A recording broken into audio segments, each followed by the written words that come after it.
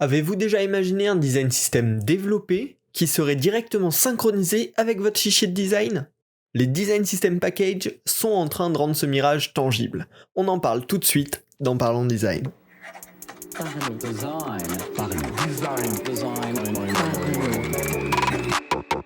Parlons Design est sponsorisé par The KakatoS Theory, le site des product designers. Salut, c'est Romain Pinchna, bienvenue dans Parlons Design pour parler aujourd'hui des Design System Package qu'on peut abréger aussi sous le nom DSP. Donc si je dis DSP dans ce podcast, vous penserez Design System Package. C'est un truc assez peu connu, qui est en même temps assez récent, mais qui est extrêmement intéressant dès qu'on va parler de Design System, et même on va le voir potentiellement sur des plus petits projets.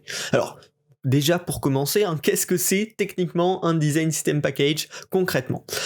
C'est une structure open source qui permet de partager des informations de design system entre plusieurs outils potentiellement extrêmement variés. Pour faire simple, c'est un outil pour interconnecter le design et le développement. Pour faire très grossier, on va bien sûr aller découvrir ça un petit peu plus en profondeur parce que vous en doutez, interconnecter le design avec le développement, forcément c'est très intéressant, ça fait gagner du temps, ça améliore la communication et potentiellement ça fluidifie énormément toute cette communication entre le design et le développement, donc c'est vachement intéressant. Ça peut s'utiliser selon moi dans deux cas d'usage.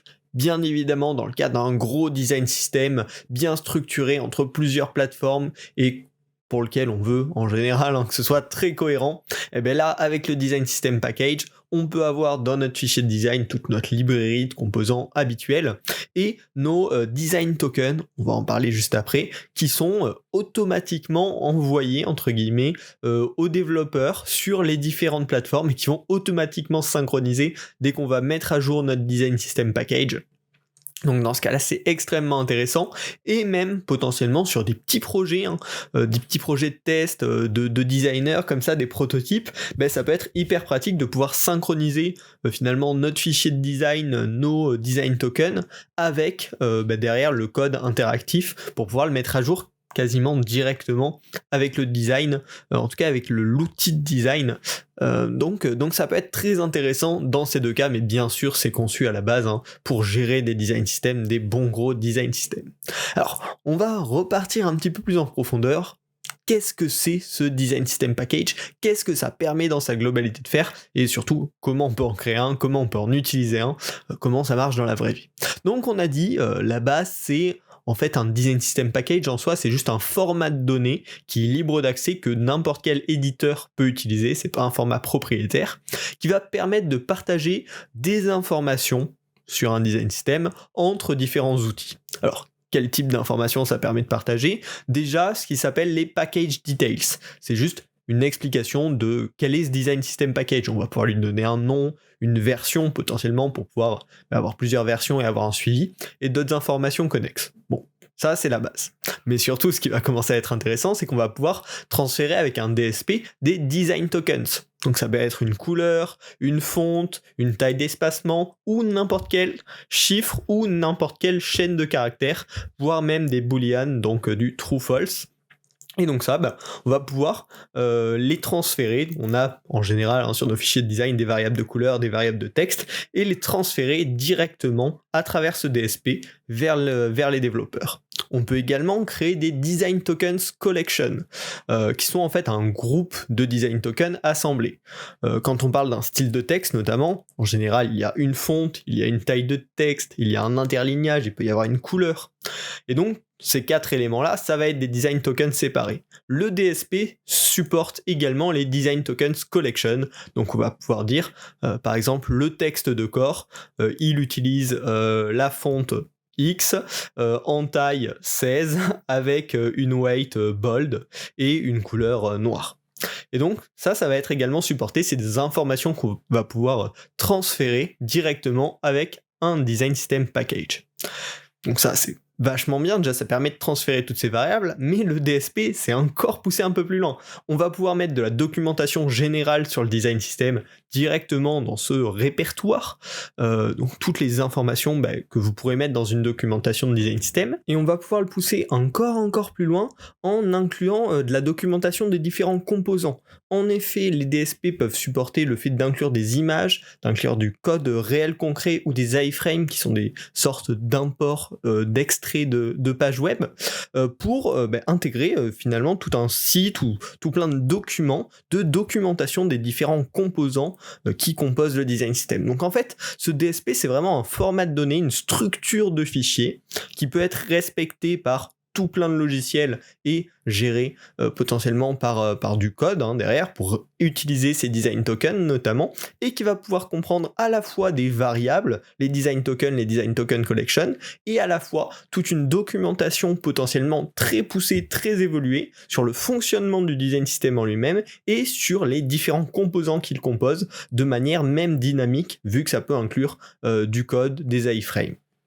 Donc c'est vraiment un format complet, un pack, vu que c'est un design system package, qui représente votre design system et qui sera potentiellement lisible par tous les outils, vu que ce format est complètement open source, tout le monde peut l'utiliser, tout le monde peut le comprendre. C'est aussi écrit notamment dans des fichiers JSON, donc il y a un format pareil qui peut être lisible sur énormément d'appareils avec pas un encodage spécifique. Voilà, c'est vraiment de la data hyper lisible par tout plein de logiciels potentiellement, et c'est ça qui en fait un outil vachement intéressant. Pourquoi je dis potentiellement dans un futur ? Parce que vu que c'est récent, plein d'outils ne gèrent pas encore ce format qu'est le DSP, mais en tout cas c'est conçu pour que dans un futur très proche, n'importe qui puisse adopter ce format de fichier et l'utiliser. Alors, le gros avantage de ce format de fichier, qui est finalement un espèce de code partagé généré par les fichiers de design, c'est déjà que quand on va faire une modification dans un outil design, en publiant cette mise à jour du DSP, la modification peut se mettre en place partout. Si le token, par exemple, de votre couleur primaire est changé dans votre fichier de design, que vous publiez le DSP et qu'il est mis à jour sur les différents projets, toute cette couleur-là, partout où elle est utilisée, elle sera changée concrètement dans le code, donc dans le produit réel, et donc forcément c'est vachement intéressant là-dessus. Également, vu que c'est des fichiers et du code, on va pouvoir versionner ces fichiers très facilement avec Git, qui est vraiment l'outil de versionning principal pour les devs, et du coup conserver un historique du design system, avoir l'historique de la documentation, mais également l'historique des design tokens, pouvoir travailler sur des branches séparées du design system, donc tester une version du design system vs une autre en parallèle. Ça peut être extrêmement intéressant là-dessus. Et donc c'est finalement tout l'avantage d'avoir un design qui auto-génère entre guillemets du code, mais qui auto-génère pas du code qui réalise des sites web, parce que souvent c'est loin d'être du code de qualité. Il y a souvent des problématiques de performance derrière, ou même de liberté de création. Mais là ça va vraiment en fait créer le minimum, mais qui va permettre aux devs de pouvoir simplifier énormément leur workflow et surtout d'avoir une communication parfaite qui peut aller potentiellement dans les deux sens. Alors aujourd'hui, côté dev, à peu près tous les outils de dev sont compatibles en tant que tels, vu que c'est beaucoup de JSON, c'est un format qui est lisible sur n'importe quelle plateforme globalement, donc n'importe quelle base de code peut utiliser un DSP, concrètement l'inclure dans la base de code, même si aujourd'hui il y a VS Code, donc un éditeur de code, mais ça n'a pas de lien avec le langage utilisé ni la plateforme utilisée, a une intégration directement avec Adobe XD pour générer un DSP depuis Adobe XD. Par contre, côté design, c'est un petit peu plus réduit pour le moment. Il n'y a que Adobe XD et Specify qui supportent le DSP, qui sont capables de générer des DSP. Mais potentiellement, comme je vous l'ai dit, ça peut arriver très vite sur Figma, sur Sketch et sur plein d'autres logiciels, vu que c'est un format libre d'accès, libre d'utilisation. Donc les outils de design, les autres outils de design devraient devenir compatibles au fur et à mesure dans probablement dans un futur relativement proche, en tout cas je l'espère. Ce qui est intéressant vraiment avec le DSP, c'est que c'est une solution qui est agnostique de la plateforme pour partager un design system et rester en synchro, potentiellement même à travers plusieurs outils de design. Si vous avez un design system partagé qui est à la fois sur Sketch et à la fois sur XD, potentiellement avec un design system package, vous allez pouvoir synchroniser vos deux design systems entre vos deux outils de design, ce qui peut être pratique dans des très grosses entreprises qui des fois n'utilisent pas un seul logiciel pour des raisons variées. Là maintenant j'espère vous avoir donné l'eau à la bouche et vous avoir donné envie de tester vraiment ces DSP parce que c'est hyper intéressant. Donc on va voir comment on peut aujourd'hui, à date, au 21 septembre 2021, à l'heure où j'enregistre ce podcast, utiliser un design system package dans Adobe XD car c'est le seul logiciel de design qui les gère vraiment de A à Z pour le moment. Alors si on veut lire un design system package, c'est tout simple aujourd'hui, il suffit de télécharger un design system package d'une entreprise, d'une note. Il y a notamment Adobe qui en a, il y a IBM aussi qui en a, et peut-être d'autres entreprises, donc vous pouvez aller sur leur site et en télécharger certains qui sont open source. Derrière, sur Adobe XD, il va falloir installer le plugin DSP Reader, et en ouvrant ce plugin, vous allez sélectionner le dossier du Design System Package que vous avez téléchargé, et directement, l'ensemble des données de ce Design System Package seront accessibles dans Adobe XD, et du coup, vous aurez récupéré cette librairie qui est agnostique de la plateforme. C'est bien d'en lire une, mais peut-être ce qui vous tente, c'est bien le but quand même, c'est de générer un design system package et de pouvoir utiliser ce que vous avez designé directement dans le code. Alors aujourd'hui avec Adobe XD uniquement, demain probablement avec Figma et Sketch, il va falloir créer une librairie de composants, comme vous le ferez de manière assez classique. Créez votre librairie de composants, mettez vos couleurs, vos styles de texte dedans, potentiellement vos composants, et ensuite il va falloir publier la librairie de composants en ligne. Donc ça pareil, c'est des fonctionnalités qui sont dispo sur les autres logiciels, donc jusqu'à cette étape on pourrait suivre.